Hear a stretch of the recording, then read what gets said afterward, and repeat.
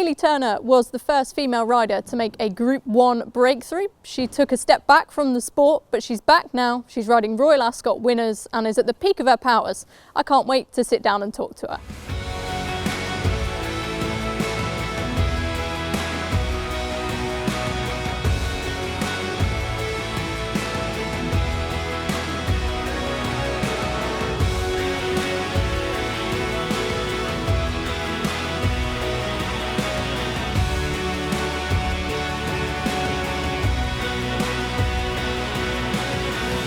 Thanks for joining us this morning, Hayley. It's been really good to catch up. Take me right back to the start, first off. Your mum is a riding instructor. So when was your first experience of being thrown up on a horse? Was it something you even had a choice in?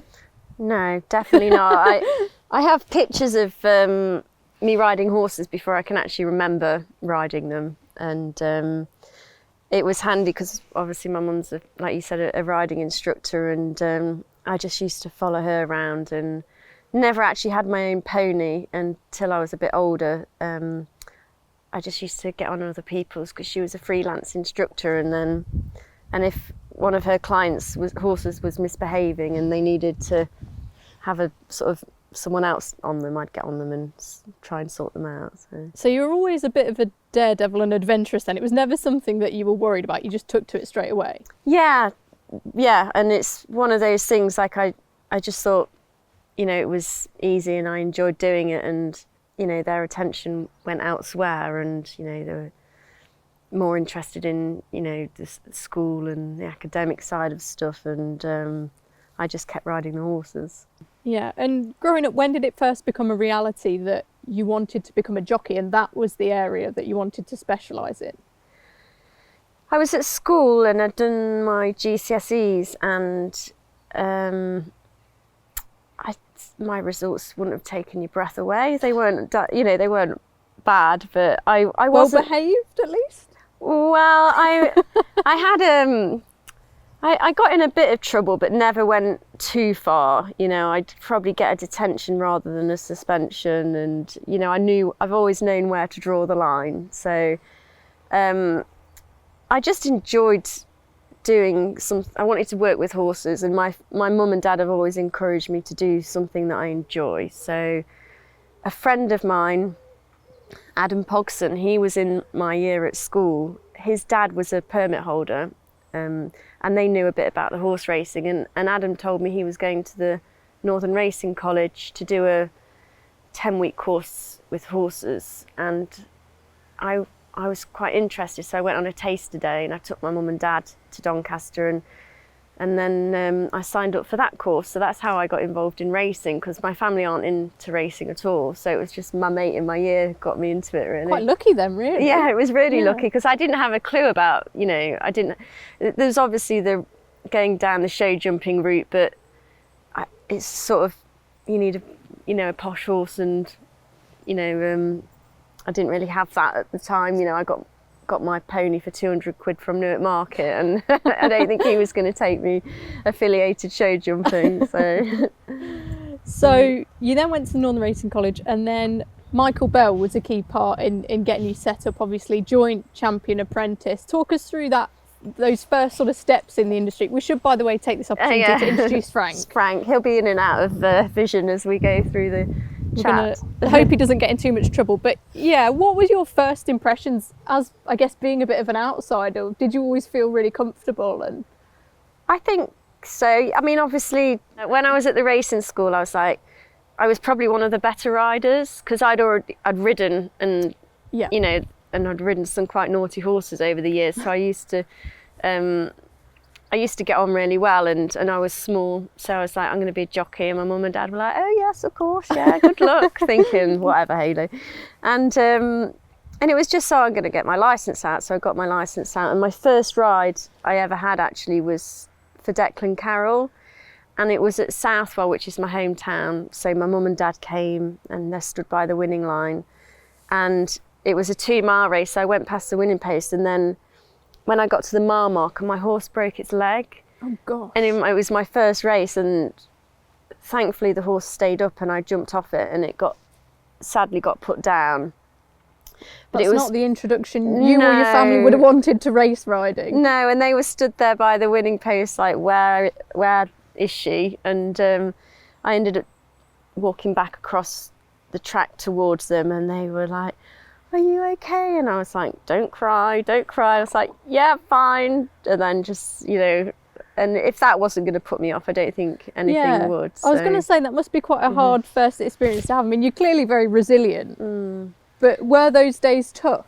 The toughest part of that day was I had a light ride, and Declan said, oh, just nip in the sauna and lose a pound. And, you know, I didn't have a clue about this sweating in saunas malarkey, and there's a joint sauna that goes from the girls' room into the sauna, and I had no idea. I walked in with my swimming costume on, towel wrapped around me, and there's 5 naked jockeys sat in there, and they, I won't say who they were, but they were just, I just didn't know what to do or say, and they were all taking the mickey out of me, and I walked out and I was like, I'm never going back in the sauna again, and I didn't, to be fair. And so that was, yeah, it was just a very memorable. But I sense that was something that you weren't intimidated by. It was just a strange experience. Yeah, it was a shock, and it was something I definitely didn't want to do again. And nor should you, like, but it's obviously times have changed now, and the girls have their own saunas, and but it was one of those days where a lot went on, and I think if I was never going to ride again, that day would have made the decision not to. So, do you think you've had to overcome quite a bit to get where you are now? Yeah, I think it's been a massive challenge. I'm lucky to have had the support. You know, there's been lots of highs and lots of lows, but it's the same for everyone, really. Lots of injuries, and, you know, you have your good days as well. So. And let's talk about some of those good days. You must love still revisiting them when you think about Margot did in the Nunthorpe, Dream Ahead in the July Cup. Yeah. How do you reflect on them now? I think being a jockey, it's one of those, like, it's great, but you always want more. And I think maybe when I briefly retired that I appreciated what I'd done a bit more. But, you know, what now I'm riding, you know, I had good winners, but you just, it's terrible that you just never satisfied. You always want more. So. And did you think right at the start that would ever become a reality for you, riding Group 1 winners, becoming the first woman to do so? Yeah, no, not at all. And that's, I think it's been a good way to sort of think of my career as I just wanted to have a ride when I got my licence out, and then I had a few rides, and then I wanted to have a winner, and then when I had a few winners I wanted to ride out my claim, and then I remember the day I had my first winner without my claim on a horse called Rawdon, for a friend of mine, actually, Ed and Mary Ware, and trained by Michael Bell, and that was the day that I thought, wow, I could actually make a career out of this. So you're that far along before you actually think, might work? Yeah, because there's no one before me that's ever done it, and it's not that I thought I won't do it, but I never looked too far into the future, and it was that day I thought, I could actually do this for a living, and then just carried on and went from there. Do you think that attitude has served you well? I mean, what would you say to younger riders coming in now? I think definitely it's managing your expectations, and there's a lot of disappointments and a lot of frustrations that you have. Why aren't I riding this horse? You know, how come he's getting to ride that, or she's doing this? And it's just if the trainer wants you but the owners don't, or, you know, you've won on a horse but Ryan Moore's available. It's just having to deal with those frustrations, and my saying is as long as you're doing your best, you can do no more, and that's how it is, and you don't take it personally and just keep going and do the best you can with what you're given. The weighing room's quite particularly now that the girls' room's a lot busier than it used to be, and I get on with all the girls so well, and they're great fun, but I think I'm sort of 10 years older than the next one down. I think Josephine's probably the second oldest one, so I've seen a lot of girls come and go. You've already retired once. Talk us through that decision, because you were having a real torrid time of it. You had some horrible injuries. Why did you make the decision that you'd had enough? So I had quite a bad fall at Doncaster, and I think I rushed to come back too soon. And when I came back riding, I wasn't riding particularly well.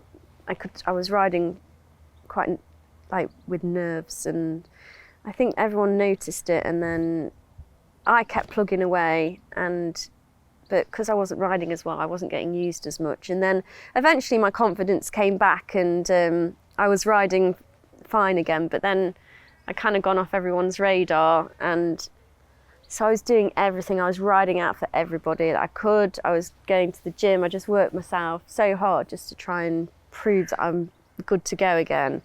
And I never got the results, and I just got so frustrated that I was just like, I've had enough now. I just need to. And when I made that decision, it was such a relief. Really? Yeah, it was like, okay, you've done, and I'd done well. And did you think that you'd done as much as you possibly could? Yeah. I could not have done any more, and it was, and I just thought, I've done my bit, and genuinely, when I said I was going to retire, I thought that was it. So now looking back, I wish I just said I need to have a break and then come back. But in my head at the time, I'd had enough. So yeah, it must have been tough because you'd chosen to step away from racing. Yeah. You'd had the ban. You sort of had your international license, didn't you, so that you could sort of choose when to pick up rides or not. But what was that like, having such a big part of your life just gone? I think were you still riding out? I was riding out for James Fanshawe, and I enjoyed doing that, being involved still, and that actually did help with the TV work that I started doing, because obviously I had an insight and something that other people doing the TV didn't have, and so I could talk about that. And then obviously I was doing the international racing, which was fun, and it gave me a sort of initiative to keep fit. And so you never really stepped away? No, it was fun, and I did enjoy doing. I did a bit of racing UK and at the races, but I didn't really enjoy it because I don't think TV stuff comes naturally to me. No? And then I did ITV, and I enjoyed that more because I got to be at the big meetings, and the window of time that you do on the day isn't as long, and they were really good. That I started with ITV when they started, so everything was new to everybody, and we were all learning together. And I got a lot of help from sort of Ed and Francesca and Jason. They pretty much carry me through. I'm good friends with all of them, and they really have helped me. I've definitely plenty of room for improvement, but it's a fun team to work with, and I'm really lucky that I've been able to keep involved with it whilst I'm back riding now. And touching on international racing and you getting back riding, the Shergar Cup has been a big part of your career, and I sense that sort of fun occasion is what really brings you to life. Yeah, the Shergar Cup's great, and I remember the first year I got asked by a guy called Alistair Haggis, who's sadly not with us anymore, but his idea was, let's have a girl on each team. So it was just 2 teams. They had Great Britain and Ireland, and then the rest of the world. And so they had Emma Jane Wilson over from Canada to be on the rest of the world team, and I was on the Great Britain and Ireland team, and ever since then it's just sort of snowballed, and I think I've done it most years now, and it's really good fun. The format has changed slightly, but it just still works really well. Yeah. So what would you say to people who are a bit sort of lukewarm on it? I just think it's a bit different, and it's great for a non-racing audience. It's a fun day, like so many people get involved, and it's good to do something a bit different. So we've dealt with the retirement. Let's talk about the comeback. Talk me through that decision and how it came about. So I was getting itchy feet, obviously riding out, and then I'd had a few few rides in international races, and then they brought this rule out in France to say that the girls can now claim 5 kg, which is like just short of £5, which is quite a lot. And an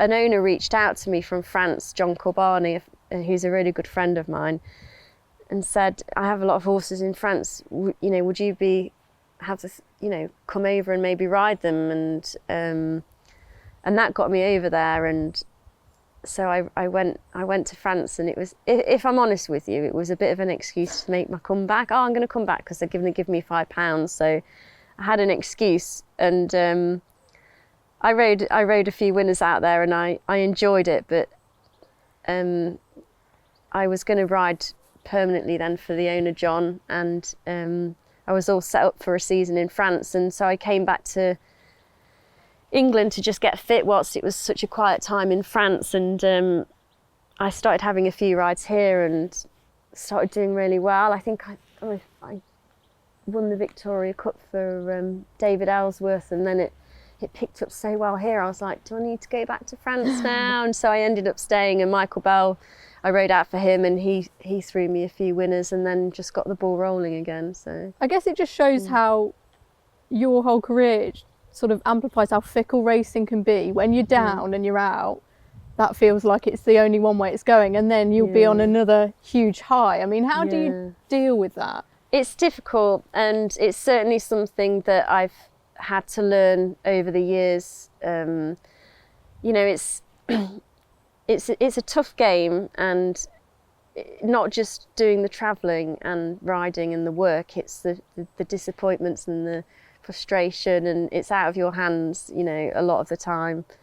And that's what you have to just learn, is if it's nothing you can do, then you've got to just take it on the chin and move on, and then you have then it turns around. But my mum always says it's like a big wheel, and I was having a bit of a bad time, and she says, you're at the bottom of the big wheel, but you'll go back up. And then I think after my Ascot winner, she says, you're back at the top again, aren't you? And I was like, yeah, I am.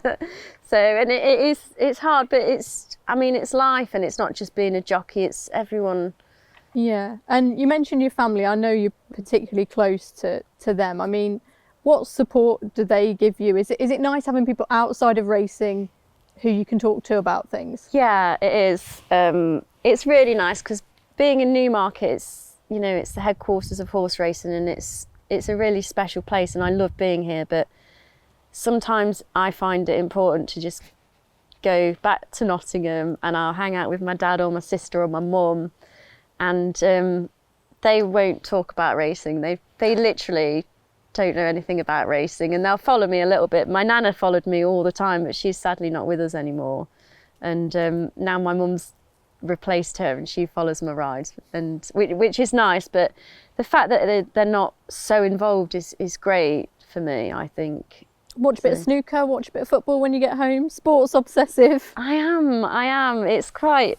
Another thing I've learned recently is that it's important to have hobbies, because before, when I was riding, everyone was like, what do you do outside of racing?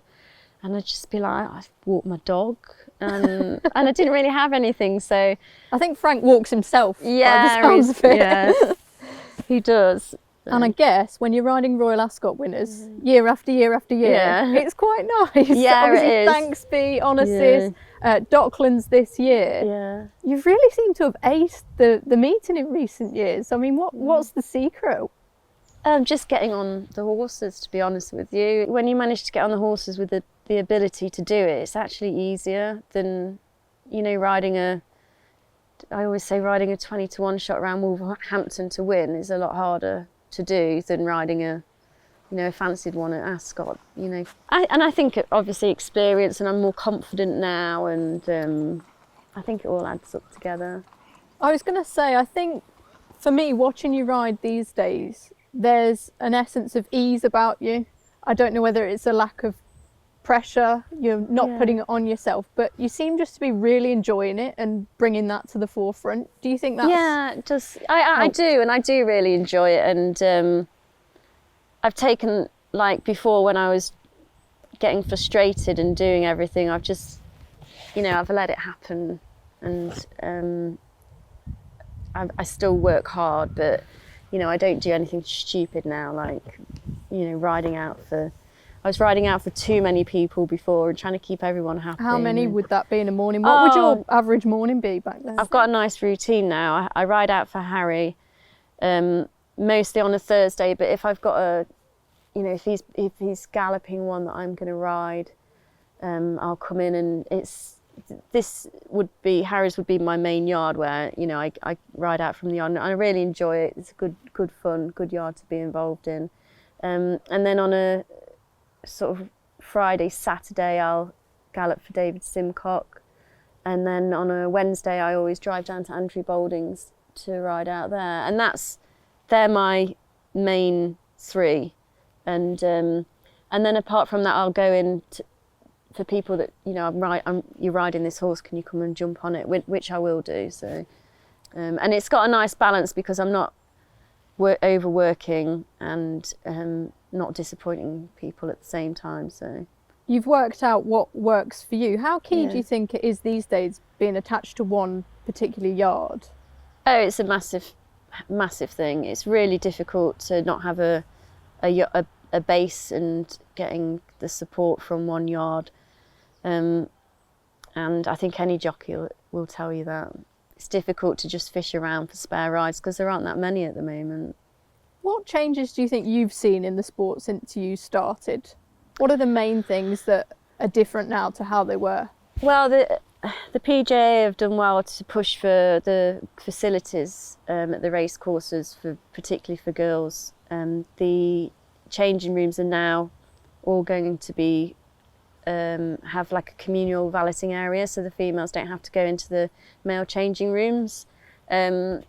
So that's a big thing. The food they're trying to improve at the races, and I think that the jockey coaching is different class now. Like when I was apprentice, no one ever introduced me to the gym or what to do in the gym, and I wouldn't really know where to go or how to start. But they're trained so well now, with nutrition, with the mental health, with, you know, they've got all the facilities now to get, and that's why they're getting better. The jockeys, particularly the girls, are a lot better than they used to be, and there seems like there's a lot more of us. So that's why I say there's spare rides. There's not as many. You have like your top 10 jockeys that all get snapped up, and then everyone else is sort of fishing around. So that's why it's important to have a yard behind you.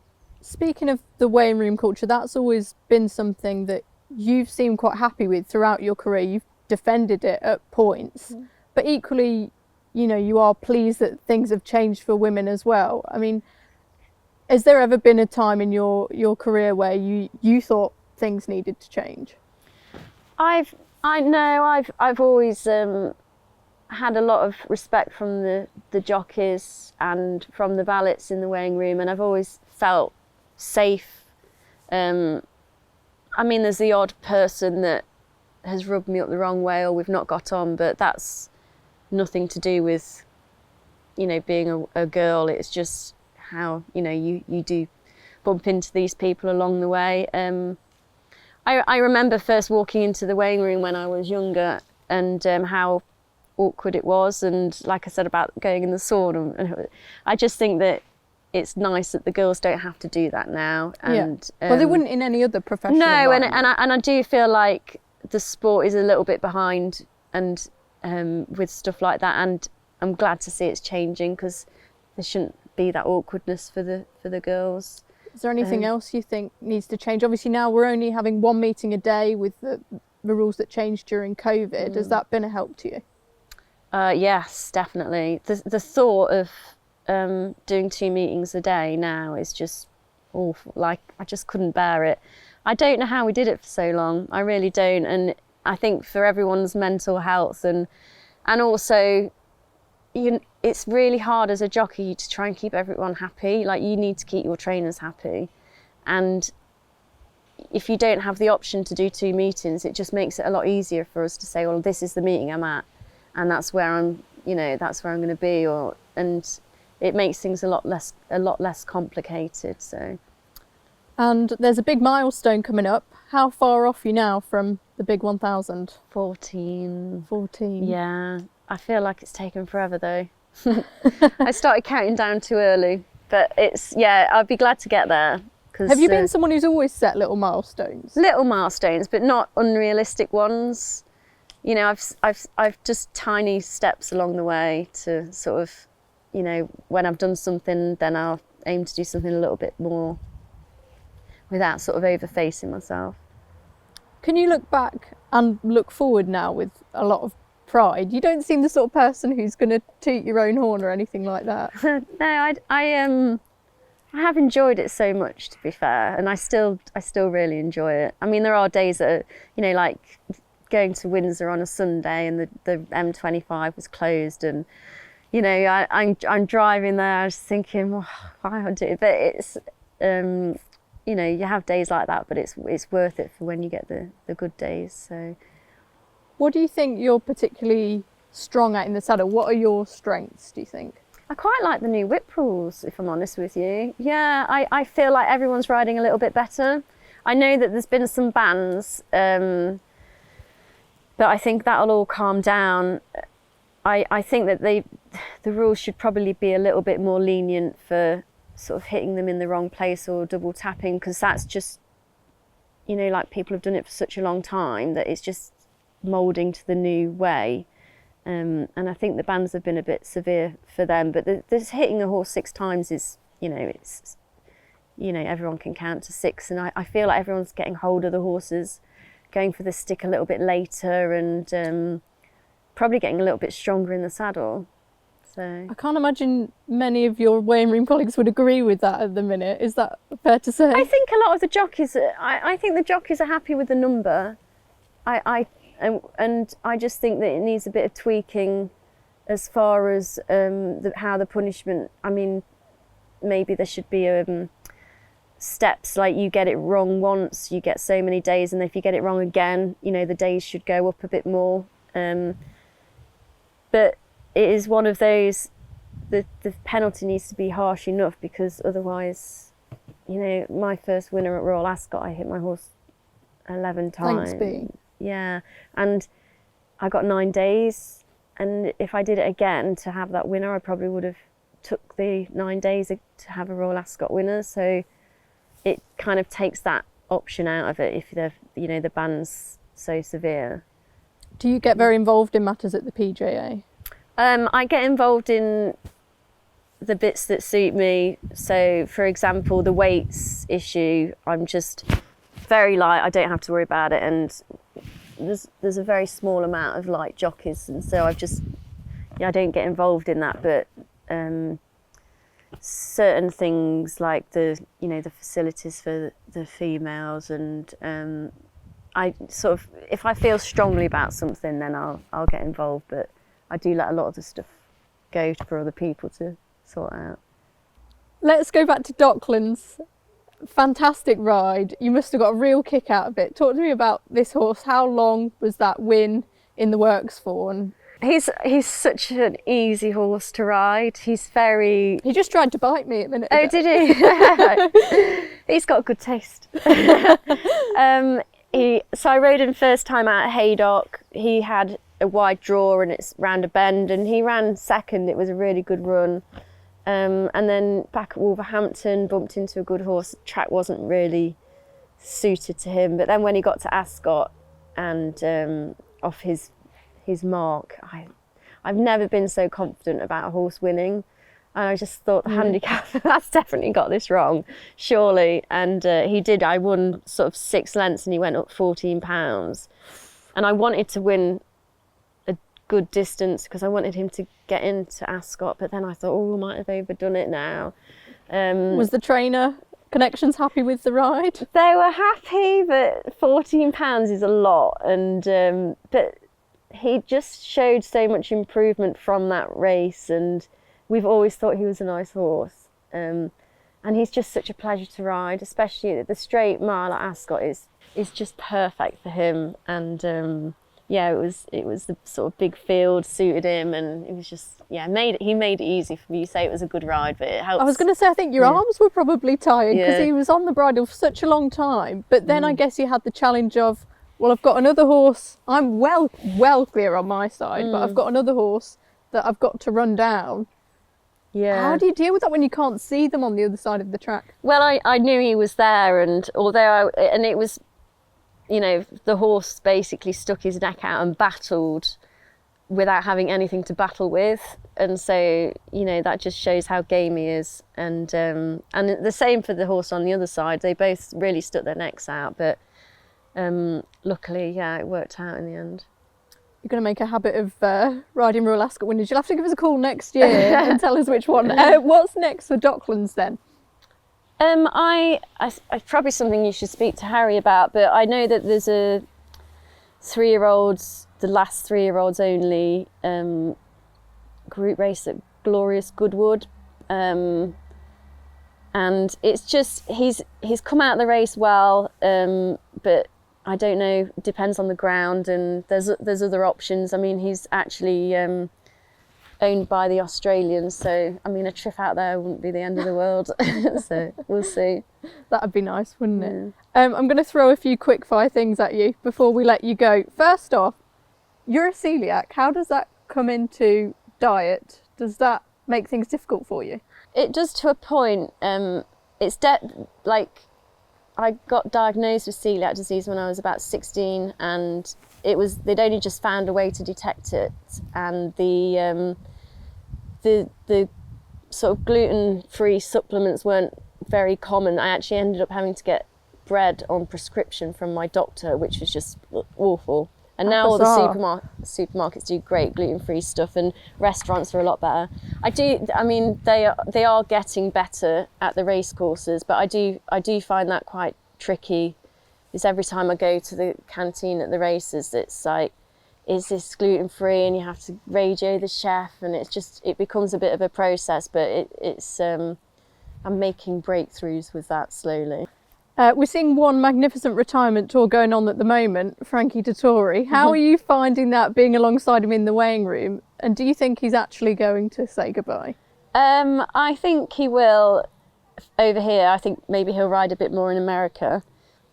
But yeah, he's milking it, but it's quite right, you know. It's he's going to be missed. Maybe we'll all be glad after this year to see the back of him for a few months. But no, I mean, it's been an absolute sort of honour to ride in the Frankie era. You know, Was he the one who you looked up to when you were younger?